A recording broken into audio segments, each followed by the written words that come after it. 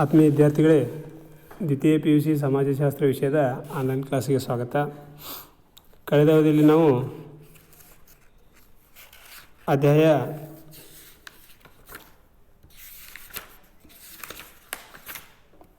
5 ಗ್ರಾಮಗಳ ಬದಲಾವಣೆ ಮತ್ತು ಅಭಿವೃದ್ಧಿ ಕುರಿತು ಚರ್ಚೆ ಮಾಡ್ತಾಯಿದ್ವಿ. ಅದರಲ್ಲಿ ಮುಖ್ಯವಾಗಿ ಗ್ರಾಮೀಣ ಸಮುದಾಯದ ಅರ್ಥ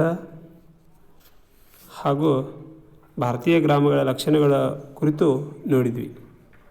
ಭಾರತೀಯ ಗ್ರಾಮಗಳ ಲಕ್ಷಣಗಳಲ್ಲಿ ನಾವು ಚಿಕ್ಕ ಗಾತ್ರ, ಪ್ರಾಥಮಿಕ ಸಂಬಂಧ, ಸಾಮಾಜಿಕ ಸಮೈಕ್ಯತೆ, ಅನೌಪಚಾರಿಕ ಸಾಮಾಜಿಕ ನಿಯಂತ್ರಣ, ಕೃಷಿ ಮತ್ತು ಕೃಷಿ ಸಂಬಂಧಿತ ವೃತ್ತಿಗಳು,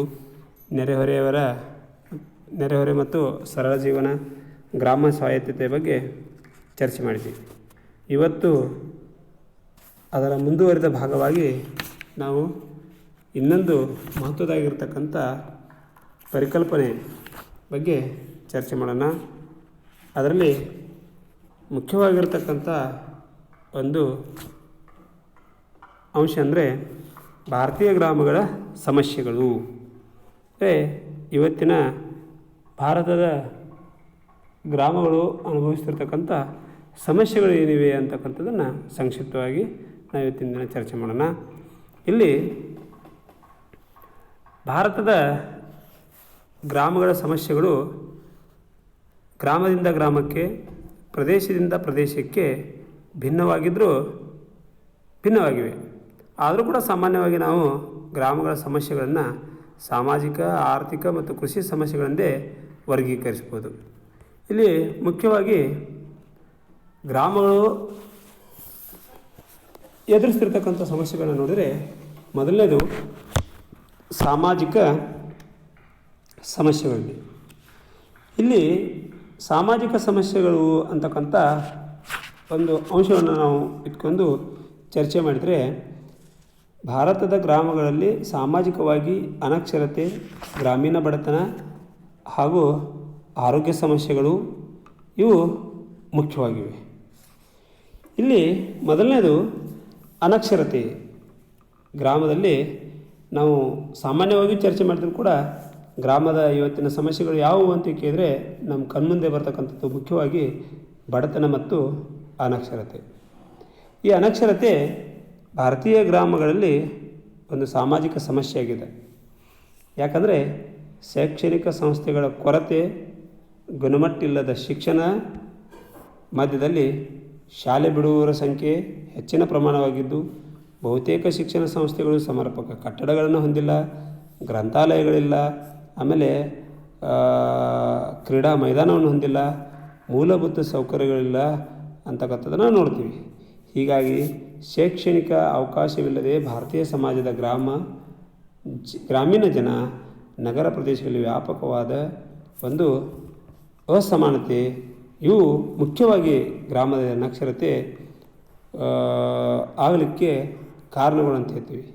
ಯಾಕಂದರೆ ಇವತ್ತಿನ ದಿನ ನಾವು ಗ್ರಾಮದಲ್ಲಿ ಅನಕ್ಷರತೆ ಯಾಕಿದೆ ಅಂತಕ್ಕಂಥದ್ದನ್ನು ಚರ್ಚೆ ಮಾಡಬೇಕಂದ್ರೆ, ಇಲ್ಲಿ ನಮ್ಮ ಕಣ್ಣಿಗೆ ಕಾಣ್ತಕ್ಕಂಥದ್ದು ಮುಖ್ಯ ಅಂಶ ಅಂದರೆ, ಒಂದು ಶೈಕ್ಷಣಿಕ ಸಂಸ್ಥೆಗಳ ಕೊರತೆ ಇದೆ.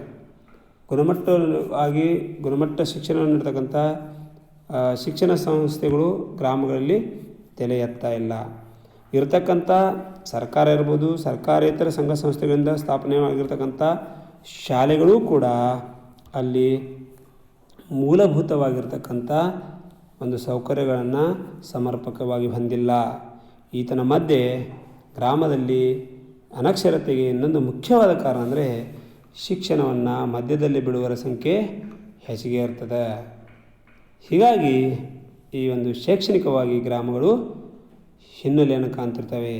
ಅಷ್ಟೇ ಅಲ್ಲದೆ ಶೈಕ್ಷಣಿಕ ಒಂದು ಹಿನ್ನೆಲೆಗೆ ಇನ್ನೊಂದು ಮುಖ್ಯವಾಗಿರ್ತಕ್ಕಂಥ ಕಾರಣ ಅಂದರೆ, ಭಾರತೀಯ ಸಮಾಜದ ಗ್ರಾಮ ಮತ್ತು ನಗರ ಪ್ರದೇಶಗಳಲ್ಲಿ ವ್ಯಾಪಕವಾದ ಅಸಮಾನತೆಯನ್ನು ಕಾಣ್ಬೋದು. ಅಂದರೆ ಅದರ ಜೊತೆಗೆ ಮೂಲಭೂತ ಸೌಲಭ್ಯಗಳಾದ ಕುಡಿಯುವ ನೀರು, ನೈರ್ಮಲ್ಯದ ಸೌಲಭ್ಯ, ಜೊತೆಗೆ ಸಾರಿಗೆ ಮತ್ತು ಸಂಪರ್ಕದ ಸೌಲಭ್ಯಗಳು ನಿರೀಕ್ಷಿತ ಮಟ್ಟದಲ್ಲಿ ಇಲ್ಲದಿರುವುದನ್ನು ನಾವು ಕಾಣಬಹುದು. ಅಂದರೆ ಶಿಕ್ಷಣ ಸಂಸ್ಥೆಗಳು ಬೆಳೆಯಲಿಕ್ಕೆ ಬೇಕಾಗಿರ್ತಕ್ಕಂಥ ಕೆಲವೊಂದಿಷ್ಟು ಮೂಲಭೂತ ಸೌಕರ್ಯಗಳು ನಮಗೆ ಹೆಚ್ಚಿಗೆ ಅಲ್ಲಿ ಗ್ರಾಮಗಳಲ್ಲಿ ಕಂಡು ಬರ್ತಾ ಇಲ್ಲ. ಹೀಗಾಗಿ ಗ್ರಾಮ ಪ್ರದೇಶದಲ್ಲಿ ಅನಕ್ಷರತೆ ಎದ್ದು ಕಾಣ್ತಾ ಇದೆ. ಇನ್ನೊಂದು ಮುಖ್ಯವಾಗಿರ್ತಕ್ಕಂಥ ಸಮಸ್ಯೆ ಅಂದರೆ ಗ್ರಾಮೀಣ ಬಡತನ. ಹಳ್ಳಿಗಳಲ್ಲಿ ವಾಸವಾಗಿರ್ತಕ್ಕಂಥ ಜನರಲ್ಲಿ ಹೆಚ್ಚಿಗೆ ಇನ್ನೊಂದು ಸಮಸ್ಯೆನ ನಾವು ನೋಡ್ತೀವಿ. ಅವರೆಲ್ಲರೂ ಹೆಚ್ಚಿನ ಪ್ರಮಾಣದಲ್ಲಿ ಬಡವರಾಗಿರ್ತಾರೆ. ಒಂದು ದಾಖಲೆಯ ಪ್ರಕಾರ ಅಂದರೆ ಜಾಗತಿಕ ಬ್ಯಾಂಕ್ ಅಂದರೆ ಈ ವಿಶ್ವ ಬ್ಯಾಂಕ್ 1996ರಲ್ಲಿ ಒಂದು ರಾಜಸ್ಥಾನದ 7 ಜಿಲ್ಲೆಗಳಲ್ಲಿ ಕ್ಷೇತ್ರಾಧ್ಯಯನ ನಡೆಸಿತು. ಈ ಕ್ಷೇತ್ರಾಧ್ಯಯನದಲ್ಲಿ ಗ್ರಾಮೀಣ ಕ್ಷೇತ್ರದಲ್ಲಿ ಬಡತನಕ್ಕೆ ಕೆಲವೊಂದಿಷ್ಟು ಕಾರಣಗಳನ್ನು ಅದು ನೀಡ್ತದೆ. ಅಂದರೆ ಜಾಗತಿಕ ಬ್ಯಾಂಕಿನ ಒಂದು ನಿಯೋಗವು 1996ರಲ್ಲಿ ರಾಜಸ್ಥಾನದ 7 ಜಿಲ್ಲೆಗಳನ್ನು ಕ್ಷೇತ್ರ ಅಧ್ಯಯನ ಮಾಡಿ ಗ್ರಾಮೀಣ ಬಡತನಕ್ಕೆ ಮುಖ್ಯವಾದ ಕಾರಣ ಅಂದರೆ ಗ್ರಾಮದ ಜನರು ಬಡವರಾಗಲಿಕ್ಕೆ ಏನು ಕಾರಣಗಳಿವೆ ಅಂತಕ್ಕಂಥದ್ದನ್ನು ಅವರು ವರದಿ ಮಾಡಿದರು. ಆ ಕಾರಣಗಳು ಯಾವುವು ಅಂತ ನಾವು ಗಮನಿಸಿದರೆ ಈಗಾಗಲೇ ನಾವು ನೋಡಿರ್ತಕ್ಕಂಥದ್ದು ಒಂದು ಬಡತನ ನಿರ್ಮೂಲನೆ ಕಾರ್ಯಕ್ರಮಗಳು ಅಸಮರ್ಪಕ ಮತ್ತು ಒಂದು ನಿಷ್ಪರಿಣಾಮಕಾರಿ ಅನುಷ್ಠಾನವಾಗಿರ್ತದೆ. ಅಂದರೆ ಸರ್ಕಾರ ಹಾಕ್ಕೊಂಡಿರ್ತಕ್ಕಂಥ ಬಡತನ ನಿರ್ಮೂಲನೆ ಕಾರ್ಯಕ್ರಮಗಳು ಏನಿವೆ ಅವು ಸಮರ್ಪಕವಾಗಿ ಹಳ್ಳಿಗಳಲ್ಲಿ ಜಾರಿಗೆ ಬರ್ತಾ ಇಲ್ಲ. ಹೀಗಾಗಿ ಗ್ರಾಮೀಣ ಜನರು ಬಡವರಾಗಿದ್ದಾರೆ. ಇದೊಂದು ಕಾರಣ ಕೊಡ್ತಾರೆ. ಆನಂತರ ಕೃಷಿಯೇತರ ಕಸುಬುಗಳಲ್ಲಿ ಕೆಲವು ಜನರು ಪಾಲ್ಗೊಳ್ಳುವಿಕೆ. ಗ್ರಾಮದಲ್ಲಿ ಜನರು ಬಡವರು ಯಾಕಾಗಿದ್ದಾರೆ ಅಥವಾ ಬಡತನ ಯಾಕಿದೆ ಅಂದರೆ ಕೃಷಿಯನ್ನು ಅವಲಂಬಿಸಿರ್ತಕ್ಕಂಥ ಜನ ಅದರ ಹೊರತಾಗಿ ಬೇರೆ ಒಂದು ಉದ್ಯೋಗವನ್ನು ಮಾಡಲಿಕ್ಕೆ ಅವರು ಇಷ್ಟಪಡ್ತಾ ಇಲ್ಲ. ಕೃಷಿಯೇತರ ಚಟುವಟಿಕೆಗಳಲ್ಲಿ ಅವರು ಭಾಗವಹಿಸಲಿಕ್ಕೆ ಮುಂದೆ ಬರ್ತಾ ಇಲ್ಲ. ಕೃಷಿಯನ್ನೇ ಅವಲಂಬಿಸಿರ್ತಕ್ಕಂಥ ಗ್ರಾಮೀಣ ಜನರು ಕೃಷಿಯಲ್ಲೇ ಮುಂದುವರಿಸಲಿಕ್ಕೆ ಬಯಸ್ತಾರೆ.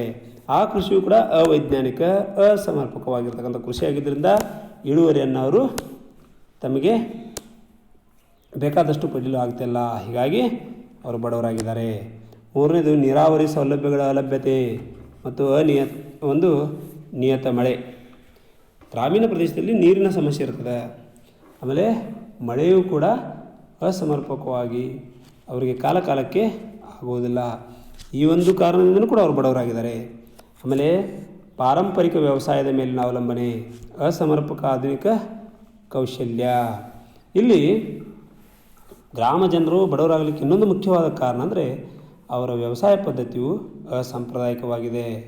ಆಮೇಲೆ ಆಧುನಿಕ ಕೌಶಲ್ಯಗಳು ಅವರಿಗೆ ಹೆಚ್ಚಿನ ಒಂದು ಜ್ಞಾನವಿಲ್ಲ. ಹೀಗಾಗಿ ಅವರು ಅಸಾಂಪ್ರದಾಯಿಕ ವ್ಯವಸಾಯವನ್ನು ಮಾಡ್ತಿದ್ದು ಆಧುನಿಕ ಸೌಕರ್ಯಗಳನ್ನು ಬಳಸ್ಕೊಳ್ಳಲಿಕ್ಕೆ ಹಿಂದೇಟು ಹಾಕ್ತಿದ್ದಾರೆ. ಅವರ ಕೃಷಿಯು ವೈಜ್ಞಾನಿಕವಾಗಿದ್ದರಿಂದ ಅವರು ಬಡವರಾಗಿದ್ದಾರೆ ಅಂತ ಹೇಳ್ಬೋದು. ಇನ್ನೊಂದು ಮುಖ್ಯವಾಗಿರ್ತಕ್ಕಂಥ ಗ್ರಾಮೀಣ ಬಡತನಕ್ಕೆ ಕಾರಣ ಅಂದರೆ ಗುಣಮಟ್ಟಲ್ಲದ ಒಂದು ಜಾನುವಾರುಗಳು. ಅವರು ಸಾಕಿರ್ತಕ್ಕಂಥ ಜಾನುವಾರುಗಳು ಕೂಡ ಗುಣಮಟ್ಟ ಆಗಿಲ್ಲ. ಹೀಗಾಗಿ ಆ ಒಂದು ಪಶುಸಂಗೋಪನೆ ಅಥವಾ ಅವರು ಸಾಕಿರ್ತಕ್ಕಂಥ ಪಶುಗಳು ಕೂಡ ಅಷ್ಟು ಒಂದು ಉತ್ತಮವಾದ ಗುಣಮಟ್ಟದಗಳಾಗಿಲ್ಲ. ಹೀಗಾಗಿ ಹೈನುಗಾರಿಕೆಯಲ್ಲೂ ಕೂಡ ಅವರು ಬಡವರಾಗಿದ್ದಾರೆ. ಆಮೇಲೆ ಕೃಷಿ ಮಾಡಲು ವಿದ್ಯುತ್ ಶಕ್ತಿಯ ಲಭ್ಯತೆ ಇದೆ. ಆಮೇಲೆ ಅಪೂರ್ಣ ಮತ್ತು ಶೋಷಿತ ಸಾಲದ ಮಾರುಕಟ್ಟೆ, ಸಂವಹನ ಸೌಲಭ್ಯಗಳು ಮತ್ತು ಮಾರುಕಟ್ಟೆಗಳು. ಅಂದರೆ ಶೋಷಿತ ಒಂದು ಸಾಲದ ಮಾರುಕಟ್ಟೆಗಳಿವೆ. ಅಂದರೆ ದಲ್ಲಾಳಿಗಳ ಹಾವಳಿಯಿಂದಲೂ ಕೂಡ ಗ್ರಾಮದಲ್ಲಿ ಬಡತನ ಹೆಚ್ಚಾಗಿದೆ ಅಂತ ಹೇಳ್ಬೋದು. ನಂತರ ಉತ್ತಮ ಮಟ್ಟದ ಒಂದು ಶಿಕ್ಷಣದ ಕೊರತೆ, ಅವರ ಅನಕ್ಷರತೆ ಅವರ ಬಡತನಕ್ಕೆ ಮುಖ್ಯವಾದ ಕಾರಣ ಅಂತ ಹೇಳ್ಬೋದು. ಆನಂತರ ಸಮುದಾಯದ ನಾಯಕತ್ವದ ಕೊರತೆ, ಹಳ್ಳಿಗಳಲ್ಲಿ ಬಲಿಷ್ಠವಾಗಿರ್ತಕ್ಕಂಥ ಒಂದು ನಾಯಕತ್ವದ ಕೊರತೆ ಅಂತ ಹೇಳ್ಬೋದು. ಜೊತೆಗೆ ಅಭಿವೃದ್ಧಿ ಚಟುವಟಿಕೆಯಲ್ಲಿ ಮಹಿಳೆಯರ ಸಹಕಾರದ ಕೊರತೆ, ಆಮೇಲೆ ಯೋಜಿತ ಕಾರ್ಯಕ್ರಮದಲ್ಲಿ ಅವರ ಅಸಹಭಾಗಿತ್ವ ಅಂತ ಹೇಳ್ಬೋದು. ಮಹಿಳೆಯರು ಸಹಕಾರದ ಕೊರತೆ ಇದೆ ಅಲ್ಲಿ ಅಭಿವೃದ್ಧಿ ಚಟುವಟಿಕೆಯಲ್ಲಿ ಅಂತ ಹೇಳ್ಬೋದು. ಆಮೇಲೆ ಯೋಜಿತ ಕಾರ್ಯಕ್ರಮದಲ್ಲಿ ಅವರು ಸಹಭಾಗಿತ್ವನ ಆಗ್ತಾ ಇಲ್ಲ. ಜೊತೆಗೆ ಇನ್ನೊಂದು ಮುಖ್ಯವಾಗಿರ್ತಕ್ಕಂಥ ಕಾರಣ ಅಂದರೆ ಅಂತರ್ಜಾತಿ ಸಂಘರ್ಷಗಳು ಮತ್ತು ಪ್ರತಿಸ್ಪರ್ಧಿಗಳು. ಅಂದರೆ ಹಳ್ಳಿಗಳಲ್ಲಿ ನಾವು ಹೆಚ್ಚಿಗೆ ನೋಡ್ತಕ್ಕಂಥದ್ದು ಅಲ್ಲಿ ಜಾತಿಗಳ ಕಲಹ. ಅಂದರೆ ಅಲ್ಲಿ ಧರ್ಮಗಳ ನಡುವಿನ ಕಲಹಗಳು ಕೂಡ ಹೆಚ್ಚಿಗೆ ಎದ್ದು ಕಾಣ್ತಿರ್ತವೆ. ಹೀಗಾಗಿ ಅಂತರ್ಜಾತೀಯ ಸಂಘರ್ಷಗಳು ಮತ್ತು ಪ್ರತಿಸ್ಪರ್ಧೆಗಳು ಅಲ್ಲಿ ಜಾತಿಯಲ್ಲಿ ಉಂಟಾಗುವುದರಿಂದ ಜಾತಿಯಲ್ಲಿ ಆ ಗ್ರಾಮದಲ್ಲಿ ಏಕತೆ ಅನ್ನೋದಿರುವುದಿಲ್ಲ. ಹೀಗಾಗಿ ಅಲ್ಲಿ ಬಡತನ ಹೆಚ್ಚಿಗೆ ಕಂಡು ಬರ್ತದೆ. ಆಮೇಲೆ ವಿವಾಹ ತಿಥಿ ಮುಂಜಿ ಹಬ್ಬ ಹರಿದಿನ ಮುಂತಾದ ಅನುತ್ಪಾದಕ ಕಾರ್ಯಗಳ ಮೇಲೆ ಹಣ ಖರ್ಚು ಮಾಡೋದು. ಅಂದರೆ ಯಾವುದಕ್ಕೆ ಹಣವನ್ನು ನಾವು ವ್ಯಯ ಮಾಡಬೇಕು ಅನ್ನೋದು ಅವರಿಗೆ ಜ್ಞಾನ ಇರುವುದಿಲ್ಲ. ಅನುತ್ಪಾದಕ ಅಂದರೆ ಉತ್ಪಾದನೆ ಇಲ್ಲದೆ ಖರ್ಚು ಮಾಡುವಂಥದ್ದು ಹೆಚ್ಚಿರ್ತದೆ. ಅಂದರೆ ಆ ಖರ್ಚಿಗೆ ತಕ್ಕ ಮಟ್ಟದ ಉತ್ಪಾದನೆ ಇರುವುದಿಲ್ಲ. ಈಗ ವಿವಾಹವೂ ಕೂಡ ಆಡಂಬರದ ವಿವಾಹ ಮಾಡೋದು, ಯಾವುದೇ ಒಂದು ತಿಥಿ ಬಂತಂದ್ರೂ ಕೂಡ ಆ ಹಬ್ಬ ಹರಿದಿನಗಳು ಬಂದರೆ, ಮುಂಜಿ ಅಂತಕ್ಕಂಥ ಕಾರ್ಯಕ್ರಮಗಳು ಬಂದರೆ, ಅಲ್ಲಿ ಧಾರ್ಮಿಕ ಕಾರ್ಯಕ್ರಮಗಳು ಯಾವುವು ಬಂದರೆ ಅಲ್ಲಿ ಹಣವನ್ನು ನೀರಿನಂತೆ ವ್ಯಯ ಮಾಡುವುದು. ಹೀಗಾಗಿ ಇದರ ಖರ್ಚು ಕೂಡ ಹಳ್ಳಿಗಳಲ್ಲಿ ಹೆಚ್ಚಿರ್ತದೆ. ಹೀಗಾಗಿ ಆ ಒಂದು ಸಮಸ್ಯೆ ಬಡತನಕ್ಕೆ ಮುಖ್ಯವಾಗಿರ್ತಕ್ಕಂಥ ಸಮಸ್ಯೆ ಆಗ್ತದೆ ಇವು. ಹೀಗೆ ಸಾಮಾಜಿಕವಾಗಿ ಅನಕ್ಷರತೆ ಮತ್ತು ಬಡತನ ಈ ಕಾರಣಗಳಿಂದ ನಾವು ನೋಡ್ಬೋದು. ಇನ್ನು ಮೂರನೇದು ಸಾಮಾಜಿಕ ಸಮಸ್ಯೆಯಲ್ಲಿ ನಾವು ಆರೋಗ್ಯ ಸಮಸ್ಯೆಯನ್ನು ನೋಡ್ತೀವಿ. ಇನ್ನು ಆರೋಗ್ಯಕವಾಗಿಯೂ ಕೂಡ ಹಳ್ಳಿಗಳು ಅನೇಕ ರೀತಿಯ ಸಮಸ್ಯೆಗಳನ್ನು ಎದುರಿಸ್ತಿರ್ತವೆ. ಅದರಲ್ಲಿ ಭಾರತದಲ್ಲಿ 74% ವೈದ್ಯರು ನಗರ ಪ್ರದೇಶಗಳಲ್ಲಿ ಕಂಡುಬರ್ತಾರೆ. 70% ಭಾರತೀಯರು ಗ್ರಾಮಗಳಲ್ಲಿ ವಾಸಿಸುತ್ತಿದ್ದಾರೆ. ಅಂದರೆ 74% ಒಂದು ವೈದ್ಯರು ನಗರ ಪ್ರದೇಶಗಳಲ್ಲಿ ವಾಸವಾಗಿದ್ದಾರೆ. 70% ಭಾರತೀಯ ಗ್ರಾಮಗಳಲ್ಲಿ ವಾಸ. ಅಂದರೆ ಇಲ್ಲಿ ಮುಖ್ಯವಾಗಿ ನಾವು ಸ್ವಲ್ಪ ಅದನ್ನು ಚೇಂಜ್ ಮಾಡ್ಬೋದು. ನಾವು ಇಲ್ಲಿ ಭಾರತದಲ್ಲಿ 74% ವೈದ್ಯರು ನಗರದಲ್ಲಿದ್ದಾರೆ. 26% ಭಾರತೀಯ ಗ್ರಾಮಗಳಲ್ಲಿ ವಾಸವಾಗಿದ್ದಾರೆ ಅಂಥದ್ದು. ಗ್ರಾಮೀಣ ಪ್ರದೇಶದಲ್ಲಿ ಕೌಶಲ್ಯಯುತ ವೈದ್ಯರ ಕೊರತೆ ಹೆಚ್ಚಿದೆ. ವೈದ್ಯರ ಸಂಖ್ಯೆ ಅಲ್ಲಿ ಕಡಿಮೆ ಇರೋದನ್ನು ನಾವು ನೋಡ್ತೀವಿ. ಆಮೇಲೆ ಫಲವತ್ತತೆ ಜನನ ದರ ಮತ್ತು ಮರಣ ದರ ಹೆಚ್ಚಾಗಿದೆ. ಅಲ್ಲಿ ಫಲವತ್ತತೆಯ ಜನನ ದರ ಮತ್ತು ಮರಣ ದರ ಅಲ್ಲಿ ಹೆಚ್ಚಿರ್ತದೆ. ಶಿಶು ಮರಣ ದರ ಮತ್ತು ತಾಯಿ ಮರಣ ದರವೂ ಸಹ ಹೆಚ್ಚಾಗಿದೆ. ಅದರಲ್ಲಿ ಜನನ ಮರಣ ಹಾಗೂ ಶಿಶು ಮರಣ ದರ ಮತ್ತು ತಾಯಿ ಮರಣ ದರವೂ ಹಳ್ಳಿಗಳಲ್ಲಿ ಹೆಚ್ಚಿದೆ. ಇದಕ್ಕೆ ಕಾರಣ ಅಪೌಷ್ಟಿಕತೆ ಸಮಸ್ಯೆ, ಸಾಂಕ್ರಾಮಿಕ ರೋಗಗಳಾದ ಕಾಲ್ರಾ, ಮಲೇರಿಯಾ, ಡೆಂಗ್ಯೂ ಮತ್ತಿತರ ಅಂಟು ರೋಗಗಳು ಅಲ್ಲಿ ಸರ್ವೇ ಸಾಮಾನ್ಯವಾಗಿರ್ತವೆ.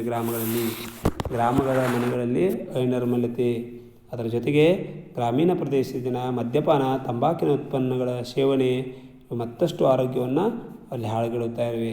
ಜೊತೆಗೆ ರಸಗೊಬ್ಬರ ಮತ್ತು ರಾಸಾಯನಿಕ ವಸ್ತುಗಳ ಬಳಕೆಯಿಂದ ಭೂಮಿ ಅನುಪಯುಕ್ತವಾಗುವುದರ ಜೊತೆಗೆ ರೈತರು ತಮ್ಮ ಗ್ರಾಮೀಣ ಜನತೆಯ ಆರೋಗ್ಯದ ಮೇಲೆ ದುಷ್ಪರಿಣಾಮ ಬೀರ್ತಿದೆ. ಅಂದರೆ ಇತ್ತೀಚೆಗೆ ನಾವು ಕೃಷಿಯಲ್ಲಿ ಬಳಸ್ತಕ್ಕಂಥ ಕೆಲವೊಂದಿಷ್ಟು ರಾಸಾಯನಿಕ ದ್ರವ್ಯಗಳೂ ಕೂಡ ಭಾರತದಲ್ಲಿ ಆರೋಗ್ಯಕರವಾಗಿರ್ತಕ್ಕಂಥ ಒಂದು ಗ್ರಾಮೀಣ ಜೀವನ ನಡೆಸಲಿಕ್ಕೆ ಆಗ್ತಾ ಇಲ್ಲ. ಕಾರಣ ಆ ಒಂದು ರಾಸಾಯನಿಕ ಗೊಬ್ಬರಗಳಿರ್ಬೋದು, ಕೀಟನಾಶಕಗಳಿರ್ಬೋದು, ಇವುಗಳು ಕೂಡ ಭಾರತದ ಗ್ರಾಮೀಣ ಜನರ ಮೇಲೆ ಆರೋಗ್ಯದ ಮೇಲೆ ಹೆಚ್ಚಿನ ಒಂದು ಪರಿಣಾಮವನ್ನು ಉಂಟು ಮಾಡ್ತಾ ಇವೆ. ಹೀಗೆ ಇದರ ಜೊತೆಗೆ ರೈತರು ಮತ್ತು ಗ್ರಾಮೀಣ ಜನತೆಯ ಆರೋಗ್ಯದ ಮೇಲೆ ಇವು ಪರಿಣಾಮ ಬೀರುವುದರೊಂದಿಗೆ ಇತ್ತೀಚೆಗಂತೂ ಗ್ರಾಮೀಣ ಪ್ರದೇಶದಲ್ಲಿ ಎಂಡೋಸಲ್ಫಾನ್ ಎಂಬ ಕೀಟನಾಶಕದಂಥ ಜನರ ಆರೋಗ್ಯವನ್ನೇ ಹೆಚ್ಚು ಹಾಳು ಮಾಡ್ತಾ ಇದೆ. ದಕ್ಷಿಣ ಕನ್ನಡ ಜಿಲ್ಲೆಯಲ್ಲಿ ಸುಮಾರು 5,000 ಜನ ಎಂಡೋಸಲ್ಫಾನ್ನಿಂದ ರೋಗ ಪೀಡಿತರಾಗಿದ್ದಾರೆ ಅಂತಕ್ಕಂಥದ್ದನ್ನು ನಾವು ನೋಡ್ತೀವಿ. ಇಲ್ಲಿ ಒಂದು ಕೌಶಲ್ಯಯುಕ್ತ ವೈದ್ಯರ ಕೊರತೆ, ಜೊತೆಗೆ ಅಪೌಷ್ಟಿಕತೆ, ಸಾಂಕ್ರಾಮಿಕ ರೋಗಗಳು ಹರಡುವಿಕೆ, ಆಮೇಲೆ ಮದ್ಯಪಾನ, ತಂಬಾಕು ವಸ್ತುಗಳ ಸೇವನೆ ಅಥವಾ ಈ ಒಂದು ರಾಸಾಯನಿಕ ರಸಗೊಬ್ಬರಗಳು, ಕ್ರಿಮಿನಾಶಕಗಳ ಬಳಕೆ ಹಾಗೂ ಅದರ ಜೊತೆಗೆ ಅನೈರ್ಮಲ್ಯತೆ ಇವು ಗ್ರಾಮೀಣ ಭಾರತದ ಜನರ ಆರೋಗ್ಯವನ್ನು ಹಾಳು ಮಾಡ್ತಿವೆ. ಹೀಗಾಗಿ ಅವರು ಅನಾರೋಗ್ಯದ ಸಮಸ್ಯೆಯನ್ನು ಎದುರಿಸ್ತಿದ್ದಾರೆ.